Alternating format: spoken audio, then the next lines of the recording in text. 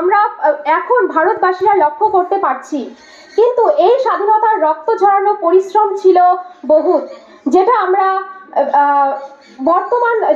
বর্তমান শান্তিময়তার ভিতরে চলতে পারছি।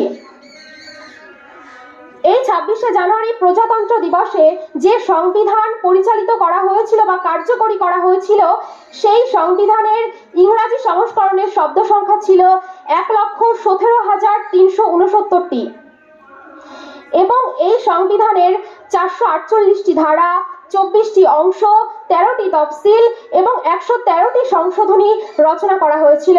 এরপর 166 অধিবেশনে এই সংবিধান গ্রহণ করা হয়। এই সংবিধানের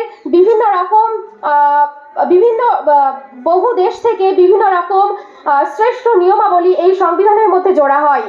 ইংল্যান্ড থেকে, আয়ারল্যান্ড থেকে, মার্কিন যুক্তরাষ্ট্র থেকে, যেখানে বলা হয়েছে মার্কিন যুক্তরাষ্ট্র সমগ্র পৃথিবীর মধ্যে মহান সংবিধান রচনাকারী, সেই মার্কিন যুক্তরাষ্ট্র, ইংল্যান্ড, আয়ারল্যান্ড থেকে আমাদের সংবিধান মূল নীতিগুলো নেওয়া হয়েছে। সেই ক্ষেত্রে অত্যন্ত গৌরবের সাথে আমরা বলতে পারি আমাদের সংবিধান হলো অত্যন্ত মহান, সুদৃঢ় এবং লিখিত সংবিধান। তাই অত্যন্ত গৌরবের সাথে বলতে পারি, freedom is mind, faith in our words, memories in our hearts, proud in our salute, in the salute on Republic Day. ভারতকে সার্বভৌম, সমাজতান্ত্রিক, গণতান্ত্রিক, নিরপেক্ষ, সাধারণতন্ত্র, প্রজাতন্ত্র রূপে গড়ে তুলেছিল আমাদের অতুলনীয় যে সমস্ত বিপ্লবী, স্বাধীনতাবাদী, তাদেরকে জানাই আন্তরিক শ্রদ্ধা এবং অভিনন্দন। এবং এই স্বাধীনতার জন্য যারা জীবন দিয়েছিলেন, তারা শুধু এই ভারতকে স্বাধীন করেই তারা নিজেদের অস্তিত্ব শেষ করে দেননি, বরং আজও প্রতি পদে পদে প্রত্যেকটা প্রজন্ম তাদেরকে মনে রাখে বিভিন্ন রকম লেখা, বিভিন্ন রকম পড়া, পুঁথিগত বিদ্যা, অনেক কিছুর মাধ্যমে।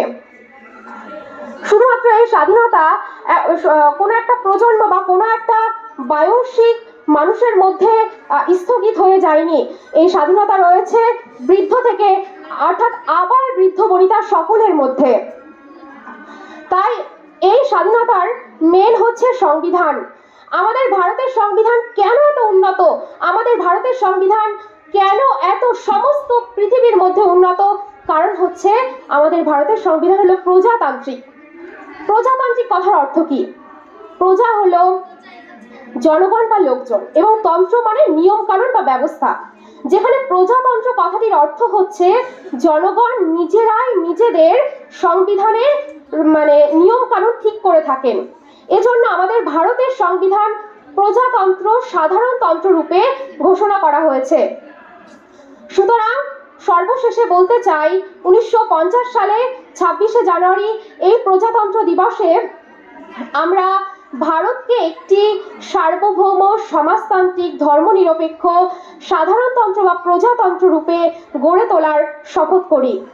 সর্বশেষে এখানে উপস্থিত মাননীয় প্রধান শিক্ষক মহাশয়, মাননীয় শিক্ষক শিক্ষিকা বৃন্দ, আমার সকল সহপাঠীদের প্রজাতন্ত্র দিবসের আন্তরিক শুভেচ্ছা, অভিনন্দন। এবং এই প্রজাতান্ত্রিক দিবসের যে মূল্যতাবোধ রয়েছে, সেই মূল্যতাবোধ আমাদের সকলের মধ্যে জাগিয়ে তুলতে হবে এবং আমাদের সকলের সংবিধানকে, নিয়ম কানুনকে মেনে চলার অঙ্গীকার করতে হবে। জয় হিন্দ।